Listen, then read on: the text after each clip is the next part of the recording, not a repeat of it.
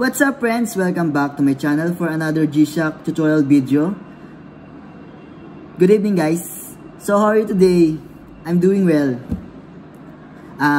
Today I'm going to unboxing and reviewing this new model of Baby G guys. So this is a polarized Baby G. So what is polarized? When the watch is lit, different colors appear on the watch itself. So let's get started in 1, 2, 3. Let's go. Okay, hello friends. So this is the watch. The model of the watch is BA110PL-7A1DR. So this is the barcode. Okay, front of the box. Okay, let's open it now.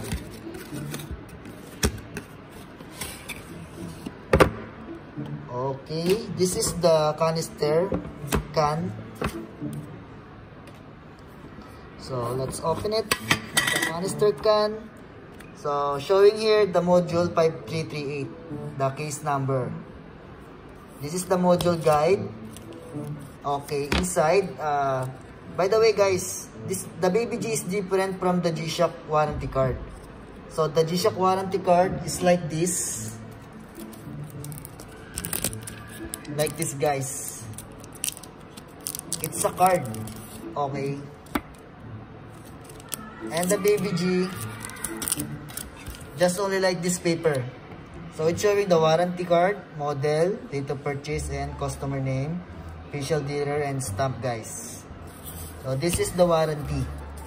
And guys, this is not a international, just only local. I mean, in your country only available the warranty, as far as I know. So this is the watch.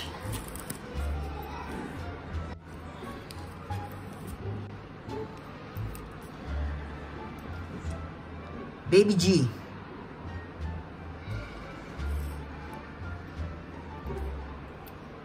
Okay, as I mentioned earlier, when the watch is lit, so different colors appear on the watch itself. Did you see it, guys? Yeah, that is polarized. Okay, size of case. The width is 46.3. The width. The height is 43.4. And thickness is 15.8 millimeter. So total weight is 45 grams. Okay, let's go to specification.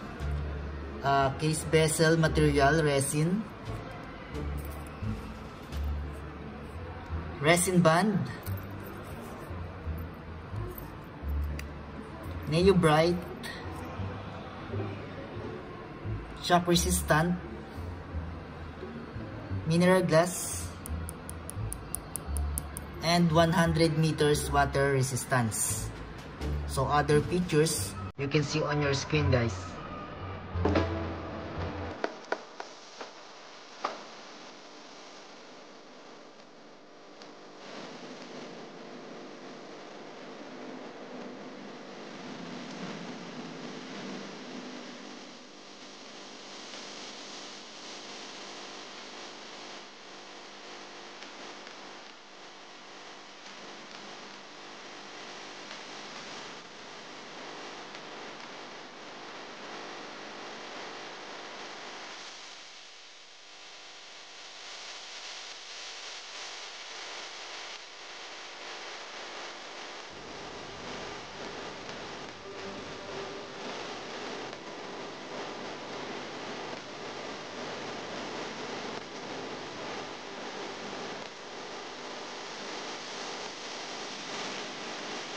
Okay, let's take a look for the buckle. The buckle is steel. Thailand. Engraving Thailand, guys. And the loop is resin, guys. Rubber. Resin. Okay, we're going to the back case. So this is the back case, guys. Baby G. The logo. So case number is 5338. Okay, the model is BA110PL. So this stainless steel back, Japan movement. Okay, and case in China, guys.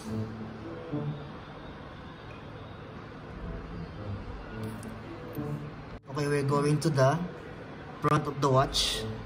So the screen is this. So we have here the digital, the day, Sunday, the months, and the date. This one, 9/26, so September 26. That is seconds. So this is the digital of seconds. Okay, it's counting just 1, 2, 3, 4, 5 every 5. Okay,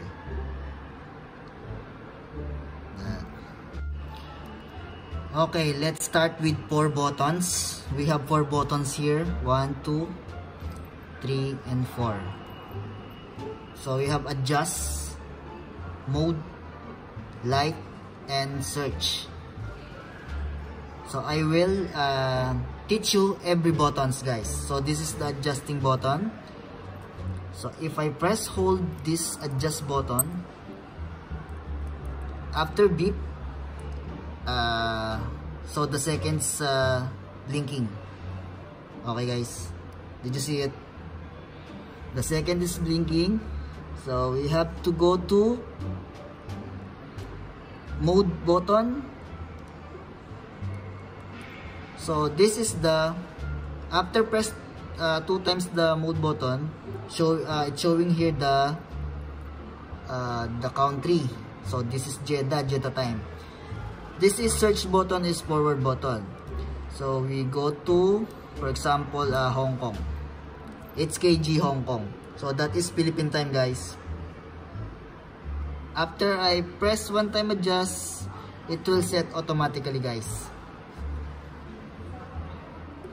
The analog, the digital, the date, the year, the months. So now it's 2:28.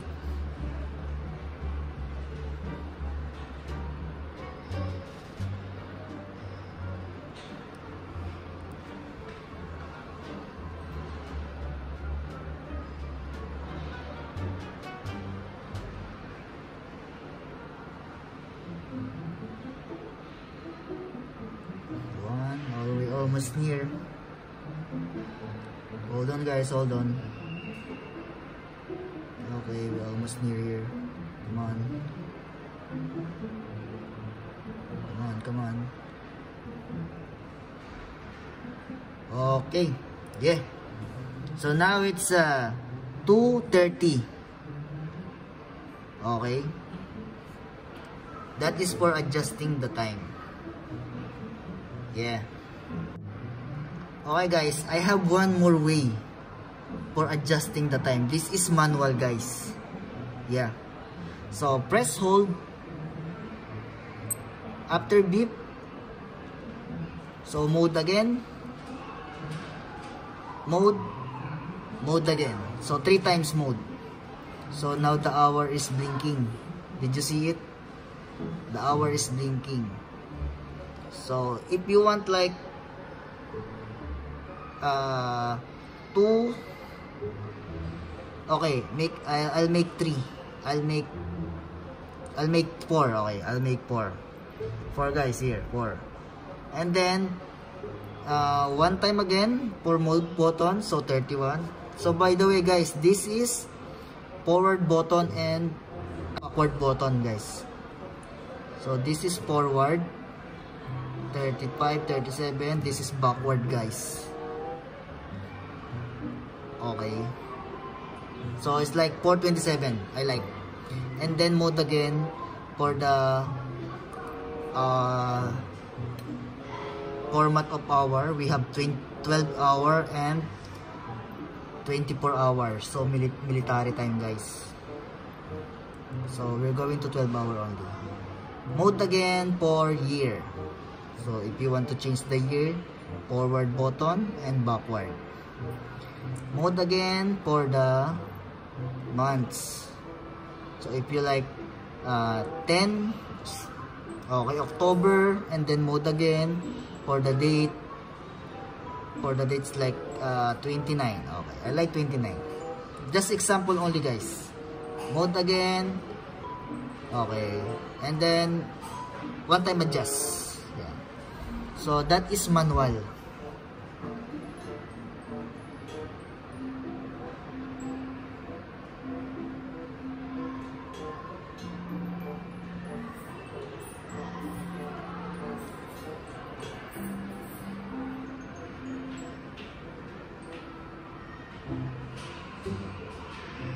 Okay, so we're done for the adjust button. So we will proceed to mode button. So for the mode button, if I press this, we have world time. So UTC. So UTC is coordinated universal time, guys. So don't forget about it. UTC is coordinated universal time. Okay, so we have here 49 countries. So if I press search button, it's showing here the 3 letters. That is country. Lisbon, London, Madrid, Paris, Rome, Berlin. So that is UTC. It means you can check the time of other countries. Okay. So mode again for alarm. So how many alarms we have here in Baby G? So we have here 1, 2, 3, 4. So we have 4 alarms and 1 snooze. Okay. And 1 SIG. So SIG, it means Standard International Global Time Zone. So if you set here 1 hour, so every hour it will beep. Okay. And then for the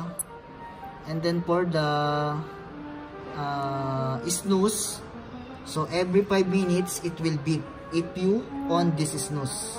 Okay. So for alarm, we have 4 alarms. So if you want to set alarm, it's simply because you have to follow the first step for adjusting the time. Yeah. Same procedure of adjusting the time, guys. So if I press hold, this adjust. So it's showing the blinking also, the hour there, showing there, right? So if you want 2 in the morning, so that's 2 in the morning. Mode for the minutes, like 2:05. Okay, and then one time adjust. So the alarm 1 is on. See, the alarm 2 is not on. Alarm 4, only the alarm 1 is on. Okay, 2:05 in the morning, it will beep. So if you want to turn off the alarm, just press one time adjust, it will off. Did you see it? If you want to make alarm on, just press one time adjust, it will on. So the on is there, right? So the on is there. Okay, off.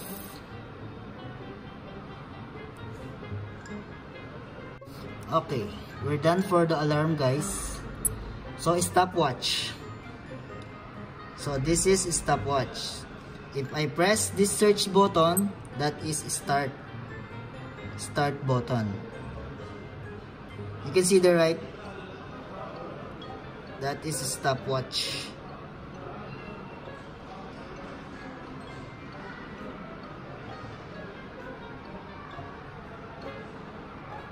Okay, so if I want to stop, press one time search, stop. Okay, and reset. If you want to reset, press one time adjust. So this is the reset button. Okay, guys. And timer. So timer, if you set 5 or 1 minute going down, countdown. That is timer, guys. So same procedure on setting the time. So adjust. So I want only 1 minute, guys. Sorry, 1 minute. Yeah, I think that is 1 minute if I'm not wrong. And then start button. Okay.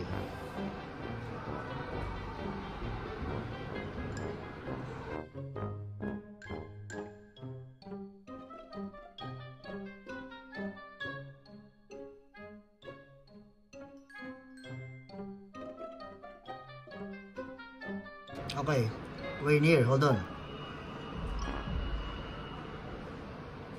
Okay, that is timer, guys. It will be stop, search, stop. Okay, and then if you want to make it to 0, just press hold, adjust mode, and then backward, then adjust 1 time and 0. Okay, so we're done for the mode button. So the light button, this is the light. So if I press search button, that is timekeeping. So we have here another format of timekeeping. See, showing here the day and the months and the date. If I press 1 time, search, so Friday 29, so the time is here. The digital is time now. Okay, this is the different format of timekeeping. It has 2 different format. Okay, so this is a beautiful watch, guys. So date release of this watch last July 2021. Okay, and the price of this watch is 50 KD, 50 Kuwait dinar. So if we convert in Philippine money, which is like 8,250 pesos, guys. Okay, guys, the color of the watch is white glossy type, polarized. So we have pink here for the buttons, and inside also is pink. So I told you guys, so when the light is lit, so different colors appear on the watch itself. So this is Baby G.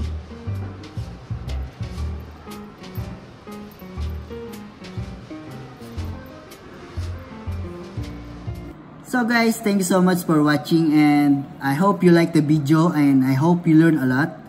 And please like, share, and subscribe, and click the bell notification button for more updates. And thank you so much, guys. See you on my next vlog. Peace.